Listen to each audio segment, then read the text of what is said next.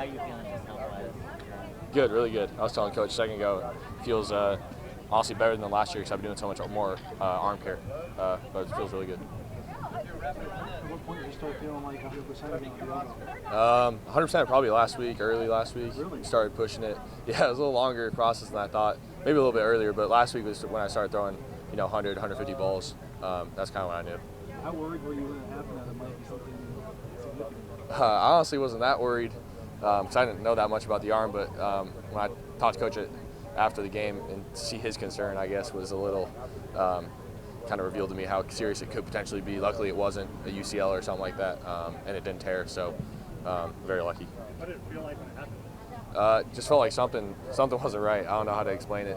I was really more frustrated because I thought I had a touchdown to Pitt, and next thing you know, we're jumping on the ball. But yeah, I knew something wasn't right.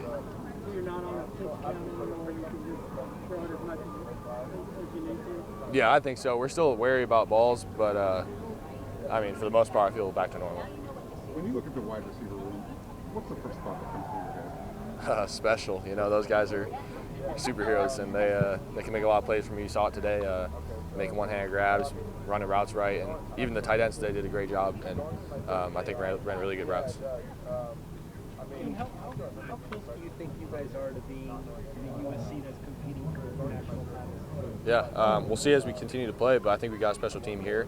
I think we have a lot of great pieces coaching-wise, and it was not only fun to see our offense come out and perform in year two, but also it's fun to see that defense come and bring the juice today.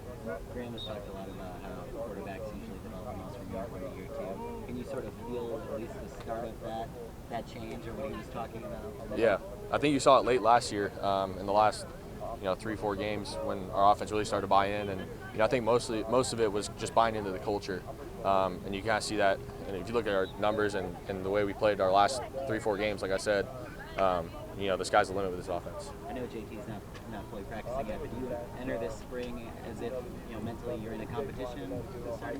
Yeah, I mean, we just focus on ourselves and what we can do. Obviously, JT's still injured, and he's a great player too. But we just control what we control, and just go out there and try to lead and play. Don't let your on deep balls. Do you feel any different right now? What you can do and going downfield? No, I feel better, honestly. If anything, we've been working a lot in the off season, of developing, hip flexibility and mobility to get my legs under me more. So it takes a lot of pressure off my arm. Because before the injury, my arm was getting pretty tired, and we kind of realized that was due to lack of arm care and probably bad fundamentals at times. So we've been working on that, and that's what kind of helps it at this point. What did you think of one more year with him, then we'll break?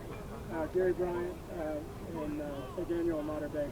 First time we're playing with those guys. Yeah, they're really special, and I know Bebe is a little older, but I've been throwing with them a lot beforehand, especially when I was getting healthy. And the thing about Bebe is he's such an athletic freak, and he's huge. He's a tight end, so it's fun to have him. And Gary, he's the quickest guy out here, so it's a lot of fun to have those weapons at my disposal.